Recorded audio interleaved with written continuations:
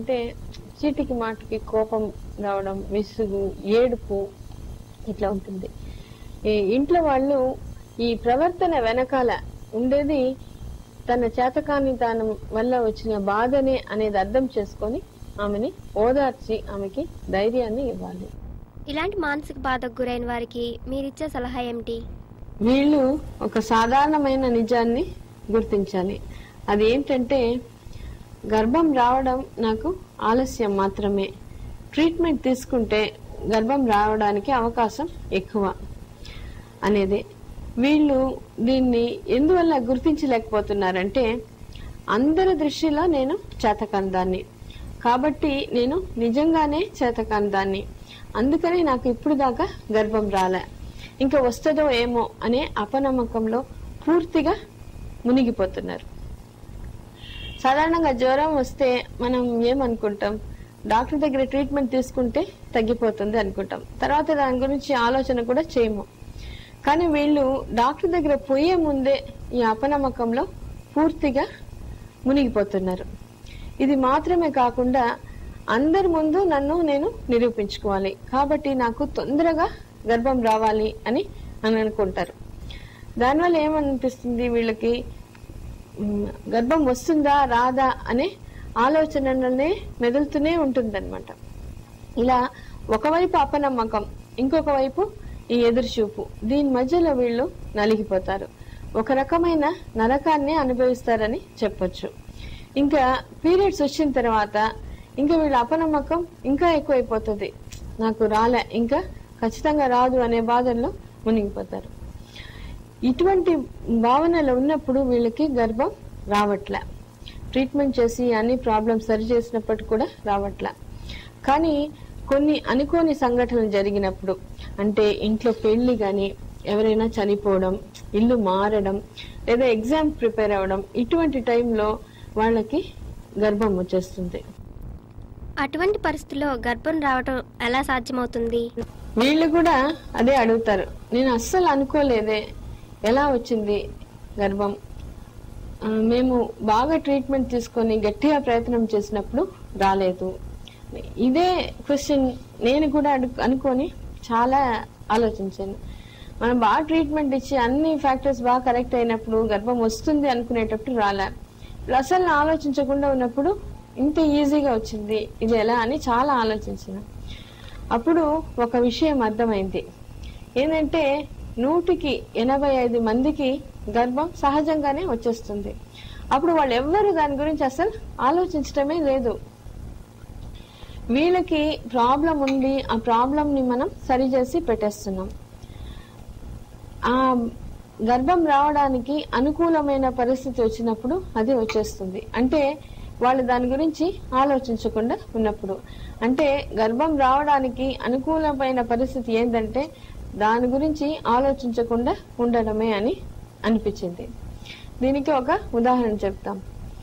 ఏంటంటే మనం పెరుగు తోడేయాలనుకోండి, తోడేసిన తర్వాత పొద్దున లేస్తే అది తోడుకుంటుంది అని మనకి గట్టిగా బాగా తెలిసినప్పుడు మనం పడుకొని నిద్రపోతాం, పొద్దున కూడా అది బాగా అయిపోతుంది.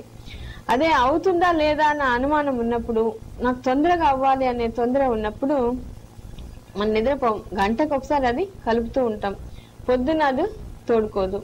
అంటే మనం చేయడం వల్లనే అది తోడుకోకుండా చేస్తాం అన్నమాట. ఇలా మానసిక పరిస్థితి, అంటే దాని గురించి ఎక్కువ ఆలోచించడం చేసినప్పుడు గర్భం రావడం ఆలస్యం అవుతుంది అని అనిపిస్తుంది. నెగిటివ్ గా ఆలోచించినప్పుడు గర్భం రావడం లేదని తెలిసింది, పాజిటివ్ గా ఆలోచించినప్పుడు దాని ప్రభావం ఎలా ఉంటుంది? పాజిటివ్ గా ఆలోచించినప్పుడు దాని యొక్క ప్రభావం చాలా అద్భుతంగా ఉంటుంది. అంటే గర్భం త్వరగా వస్తుంది. ఒక ఎగ్జాంపుల్ చెప్తాను. ఒక ఆమెకి పెళ్ళయి 18 ఏళ్ళు అయిపోయింది. పల్లెటూరు ఆమె, చదువు లేదు. వాళ్ళ భర్తతో వచ్చింది. ఏం అడిగిందంటే, అమ్మ ఏమేం పరీక్షలు చేసుకోవాలి, ఎప్పుడు రావాలి, ఎంత అవుతుంది, నేను వచ్చేస్తాను అని చెప్పింది. అంటే ఇన్నేళ్ళు అయిపోయింది కదా, నాకు వస్తుందా రాదా, మీరు గ్యారంటీ చెప్తారా అని అడగలేదు, కంట్లో నీళ్లు పెట్టుకోలేదు, అంత ధైర్యంగా ఉండింది అనమాట. 2 సార్లు టెస్ట్ వచ్చింది, 3వ సారి గర్భంతో వచ్చింది. ఇంత తొందరగా ప్రెగ్నెన్సీ వస్తే ఈమె చాలా స్ట్రాంగ్ గా పాజిటివ్ గా మోటివేట్ అయి ఉంటుంది అని ఆమె గురించి అడిగినాను. అప్పుడు ఆమె ఏం చెప్పిందంటే వాడి భర్త పిల్లలు లేదని తిడతాడు, కొడతాడు కూడా. అత్తగారు కోపం వచ్చినప్పుడంతా ఈ మాట చెప్పి ఇంకా ఎక్కువగా తిడుతుంటుంది. చుట్టుపక్కల వాళ్ళు ఇంకా నీకేం పుడతారులే అని నిరుత్సాహపరిచేవాళ్ళు. ఒకరోజు ఈమెకి జ్వరం వచ్చింది అని ఆ ఊరు డాక్టర్ మా దగ్గరికి వెళ్ళింది. అప్పుడు దాంతో పాటు ఈ బాధ కూడా చెప్పినప్పుడు ఆమె అనింది, నువ్వు ట్రీట్మెంట్ తీసుకో, నీకు గర్భం వస్తుందని. ఆ మాటని ఈమె గట్టిగా పట్టుకొని నేను ఎలాగైనా ట్రీట్మెంట్ తీసుకుంటాను, ట్రీట్మెంట్ తీసుకొని బిడ్డని పుట్టించుకొని వస్తాను అని పట్టుదలతో బయలుదేరింది. అంటే ఇంత దృఢమైన నమ్మకం ఉన్నప్పుడు గర్భం రావడం అనేది ఆశ్చర్యమే లేదు అనిపించింది. ఆమెకి అనుమానమే లేదు ఆమె ఆలోచనలో, నాకు వస్తుంది అంతే.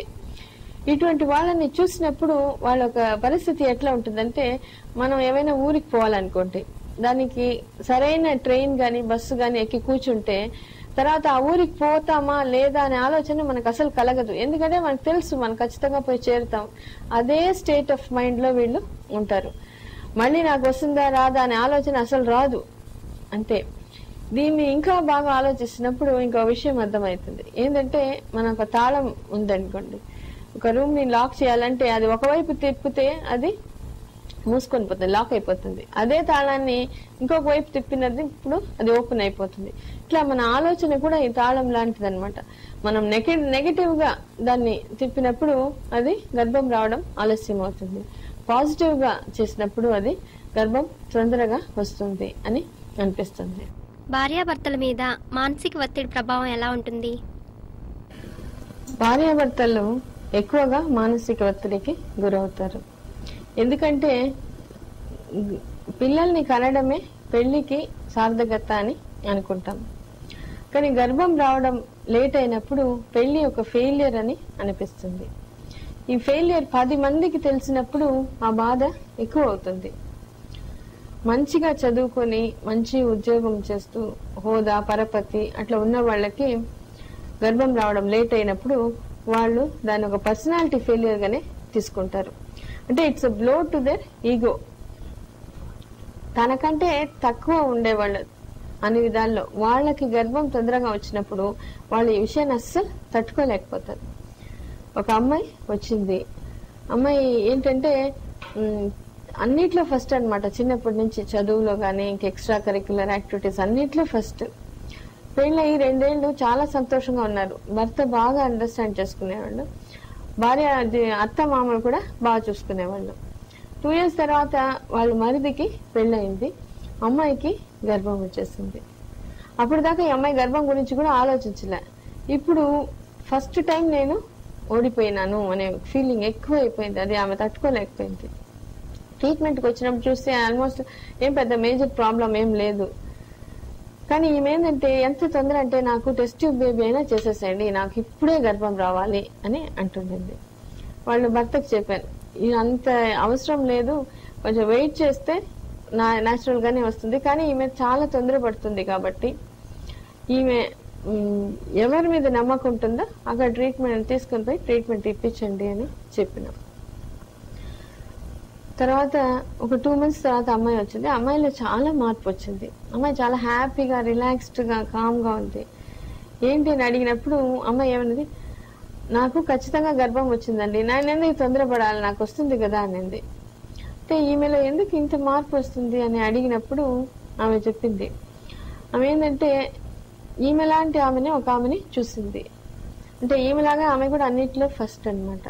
ఈమె కంటే ఇంకా ఎక్కువ ప్రగతిని కూడా సాధించింది. ఆమె 6 ఏళ్లగా ఒక నరక వేదన అనుభవించింది. తర్వాత అనుకోని పరిస్థితిలో ఒక ప్రాజెక్ట్ వర్క్ లో ఇన్వాల్వ్ అయినప్పుడు ఆమెకి గర్భం వచ్చేసింది. ఆమెతో మాట్లాడిన తర్వాత ఈమెలో పూర్తిగా మార్పు వచ్చేసింది. తర్వాత ఇంకా ట్రీట్మెంట్ తీసుకుంటానంటే ఇంకా అవసరం లేదు ఇప్పుడు, ఎందుకంటే అన్ని నార్మల్ గానే ఉంది, నీకు పాజిటివ్ యాటిట్యూడ్ ఉంది కాబట్టి వదిలేస్తే న్యాచురల్ గా వస్తుంది అని చెప్పిన. అలాగే కొన్ని నెలల్లో ప్రెగ్నెన్సీతో వచ్చేసింది. దీంట్లో నుంచి మనం ఏం తెలుసుకుంటున్నామంటే, మనం ఏం చేస్తామంటే భార్యాభర్తలు మన తర్వాత పెళ్ళైన వాళ్ళతో మనం పోల్చుకుంటాం. పోల్చుకొని మనం ఓడిపోయినాం అనే ఫీలింగ్ కి గురి అవుతాం. అది కాకుండా మనకంటే చాలా కాలం ముందు పెళ్ళయ్యి మనకంటే ఇంకా ఎక్కువ బాధపడిన వాళ్ళు, వాళ్ళకి ప్రెగ్నెన్సీ వచ్చినప్పుడు వాళ్ళతో మాట్లాడి మనం ధైర్యం తెచ్చుకుంటే, పాజిటివ్ గా ఉండడం అంటే నమ్మకం తెచ్చుకున్నప్పుడు ప్రెగ్నెన్సీ రావడానికి అది చాలా యూస్ఫుల్ గా ఉంటుంది. ఈ సమస్య విషయంలో భార్యాభర్తల మధ్య సంబంధాలు ఎలా ఉంటాయి? ఈ సమస్య విషయంలో భార్యాభర్త మధ్య సంబంధం కూడా దెబ్బతినే అవకాశం కూడా ఉంటుంది. ఎందుకంటే భార్య భర్తకి ఎక్కువగా ప్రాముఖ్యత ఇస్తుంది. ఆయన కోసం ఏం చేయడానికి కూడా సిద్ధంగా ఉంటుంది. ఒక బిడ్డనిచ్చి ఆయన్ని సంతోషపరచాలని అనుకుంటుంది. ప్రాబ్లం తనలో ఉంది అని తెలిసినప్పుడు భర్త దగ్గర నుంచే ఎక్కువగా ఓదార్పుని కోరుకుంటుంది.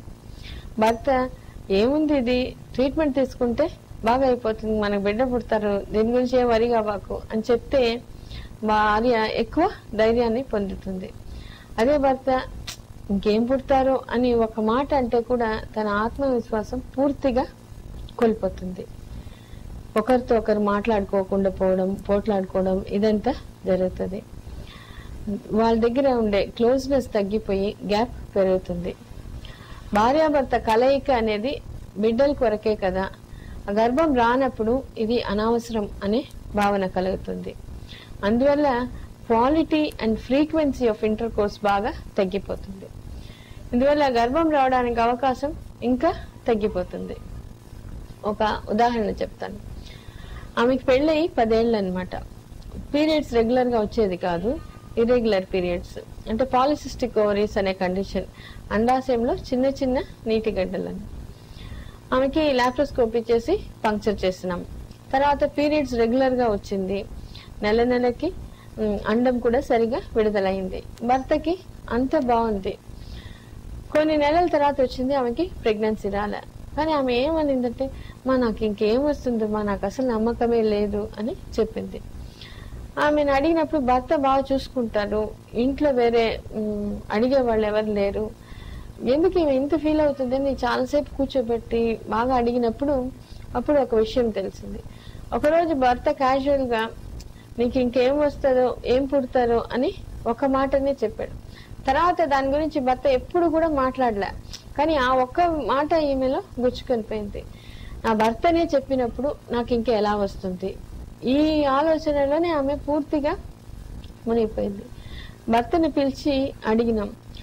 ఆయనకు అసలు గుర్తు కూడా లేదు ఎప్పుడు ఇలా మాట్లాడినామని. ఆయన ఒకే మాట వెంటనే చెప్పాడు, ఏమండి ఈమెకి గర్భం రాకపోయినా పర్వాలే, ఆమె ఉంటే చాలు నాకు అన్నాడు. ఆమె ఫేస్ లో చాలా సంతోషం అన్నమాట. తర్వాత ఆమెకి ఏంటంటే పక్కమంతే ప్రెగ్నెన్సీ వచ్చేసింది. చాలా గొప్ప విషయాలు చెప్పారండి. సంతానం విషయంలో భార్యాభర్తల మధ్య సంబంధాలు ఎలా ఉండాలో మా ప్రేక్షకులకు వివరంగా చెప్తారా? భర్త మాటకి భార్య ఎక్కువగా విలువ ఇస్తుంది. భర్త దీన్ని మనసులో పెట్టుకొని భార్యకి ఆత్మవిశ్వాసం కలిగించేలాగా ప్రవర్తించాలి. అంటే చిన్న చిన్న సమస్యలు వచ్చినప్పుడు వాళ్ళిద్దరూ మనసు విప్పి మాట్లాడుకున్నప్పుడు ఒకరినొకరు బాగా అర్థం చేసుకోగలుగుతారు. అప్పుడు ధైర్యంగాను నమ్మకంతోనూ ట్రీట్మెంట్ తీసుకోగలుగుతారు. సమాజాన్ని కూడా ధైర్యంగా ఎదుర్కోగలుగుతారు. ఇలా ఈ సంతాన లేమి అనే ప్రాబ్లం భార్యాభర్త